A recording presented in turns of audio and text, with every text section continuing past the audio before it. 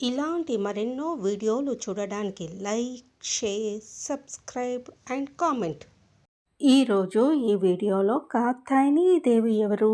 శ్రీ కాత్యాయని వ్రతము ఎవరు ఆచరించాలి? ఈ వ్రత నియమ నిబంధనలు ఏమిటి అనే విషయాల గురించి తెలుసుకుందాము. కాత్యాయని దేవి కథ గురించి తెలుసుకుందాం. దుర్గామాత 6వ స్వరూపం కాత్యాయని.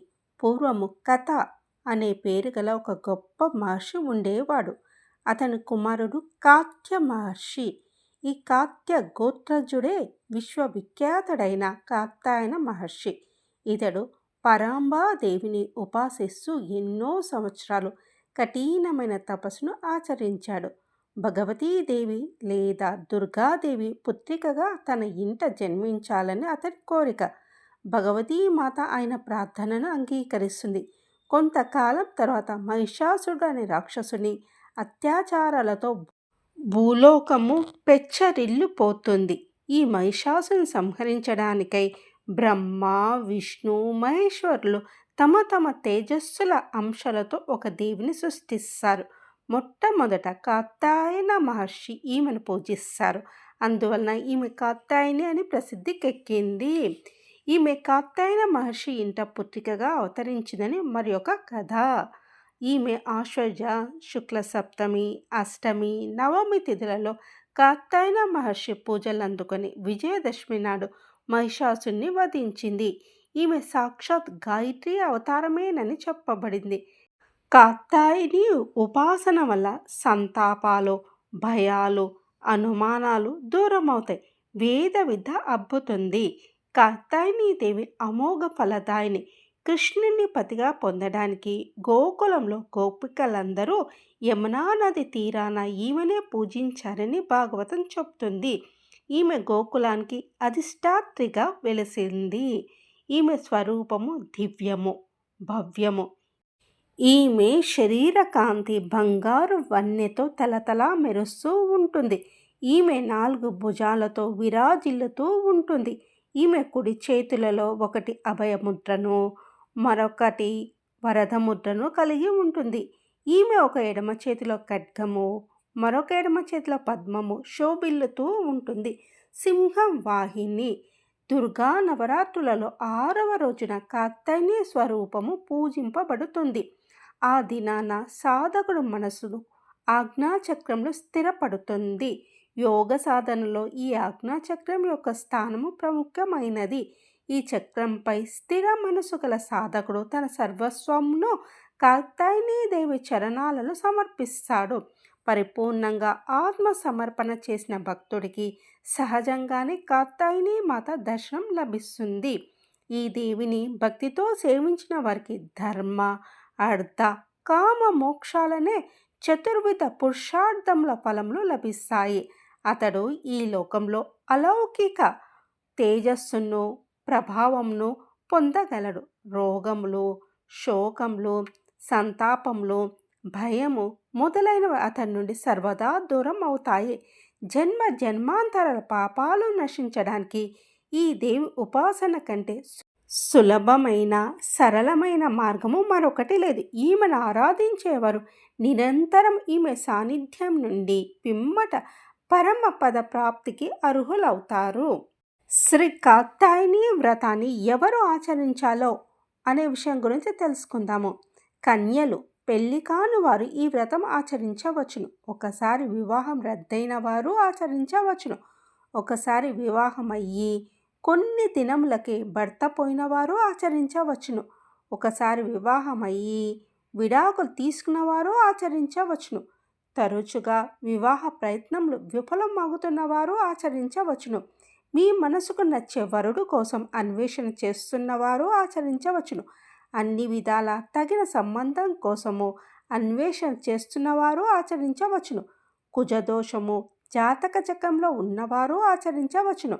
కుజ మహర్దశ, అంతర్దశ, విదశ జరుగుతున్నవారు ఆచరించవచ్చును. రాహు మహర్దశ, అంతర్దశ, విదశ జరుగుతున్నవారు ఆచరించవచ్చును.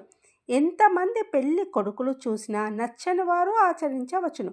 ఆర్థిక స్తోమత లేక వివాహమునకు ఆటంకములు కలుగువారు ఆచరించవచ్చును. స్త్రీ జాతక చక్రంలో రాహుకేతు దోషములు కలవారు ఆచరించవచ్చును. స్త్రీ జాతక చక్రంలో సప్తమ అష్టమ స్థానములలో పాపగ్రహములు ఉండి వివాహ ప్రయత్నములు సఫలం కాని వారు ఆచరించవచ్చును. నిశ్చితార్థమయ్యి పెళ్లి వాయిదా పడుతున్న వారును ఆచరించవచ్చును. శ్రీ కాత్యాయని వ్రత నియమ నిబంధనల గురించి తెలుసుకుందాము. మంగళవారం నాడు ఈ వ్రతం ఆచరించవలను. మంగళవారము మరియు కృతికా నక్షత్రం కలిసి వచ్చినచో మంచిది. మంగళవారము కృతికా నక్షత్రము షష్ఠి తిథి కలిసి వచ్చినచో మరీ మంచిది. నాగపంచమి, సుబ్రహ్మణ్య షష్ఠి, నాగుల చవితి పర్వదినములలో ఈ వ్రతం ఆచరించవచ్చును. దేవీ నవరాత్రులు కూడా ఈ వ్రతం ఆచరించవచ్చును. బంగారంతో కానీ పసుపు కొమ్ములతో కానీ వారి శక్తానుసారంగా మంగళ సూత్రములను కలశమునకు అలంకరించవలయును. కొద్దిగా ఉప్పు వేసి వండిన అప్పాలను ఏడిటిని నైవేద్యంగా ఉంచాలి. 7 చెరుకు ముక్కలను కూడా నైవేద్యంగా ఉంచాలి. వ్రతం పూర్తి చేసిన తర్వాత వ్రత కథ విని కథా అక్షంతలను అమ్మవారి మీద ఉంచిన పిదప ఆ అక్షంతలను శిరస్సుపై పెద్దలచే వేయించుకొని ఆశీర్వాదం తీసుకొని రాత్రి భోజనం చేయవలెను.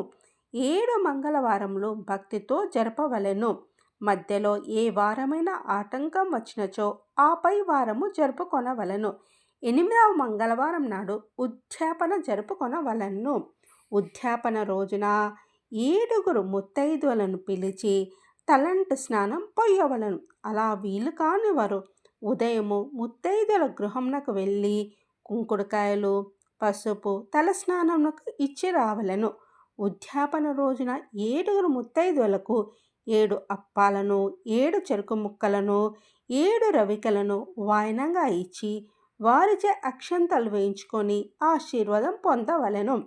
ముందుగా పసుపుతో గణపతిని చేసి గణపతికి పూజ చెయ్యవలెను. తర్వాత పసుపు రాసిన పీటపై బియ్యం పోసి దానిపై కలశంను ఉంచి కలశంలో పవిత్రమైన నీరు సగము పొయ్యవలెను. అమ్మవారి విగ్రహం ఉన్నచో విగ్రహము, లేనిచో ప్రతిమగా రూపాయి ఉంచవలెను. ఇంటిలో తూర్పు వైపున కానీ ఈశాన్య దిక్కున కానీ శుభ్రం చేసి ముగ్గులు వేసి ఎర్ర కండువా పరిచి దాని మీద బియ్యం పొయ్యవలెను. బియ్యం పైన రాగి చెంబును కానీ ఇత్తడి చెంబును కానీ ఉంచి టెంకాయను ఉంచి దానిని ఎర్రని రవిక కిరీటంలా పెట్టాలి. ఈ వ్రతంలో ఎర్రని పువ్వులు, ఎర్రని అక్షంతలనే వాడటం శ్రేష్టం. వ్రతం అయిన తర్వాత వండిన భోజన పదార్థంలో నైవేద్యం పెట్టాలి. షోడశోపచార పూజ జరుపుకొనవలెను. వ్రత మండపంలో పార్వతీ పరమేశ్వరుల ఫోటో ఖచ్చితంగా ఉంచాలి. సాయంకాలము ఈ వ్రతం ఆచరించవలెను. పగలంతా ఉపవాసం ఉండవలెను. వ్రతం పూర్తి అయిన తర్వాత భోజనం చేయాలి. వ్రతం ఆచరించే రోజు శిరస్నానం చేయాలి. పగలు నిద్రపోరాదు. చివరి వారంలో పుణ్యశ్రీలకు దక్షిణ తాంబూలాదులతో కనీసం 7 కాత్యాయని వ్రత పుస్తకములను సమర్పించాలి. ఆర్థిక స్తోమత లేనివారు వ్రతం ఆచరించేవారు 7 వివాహం కాని కన్యలకు 7 పుస్తకములను ఇచ్చినా చాలా మంచిది.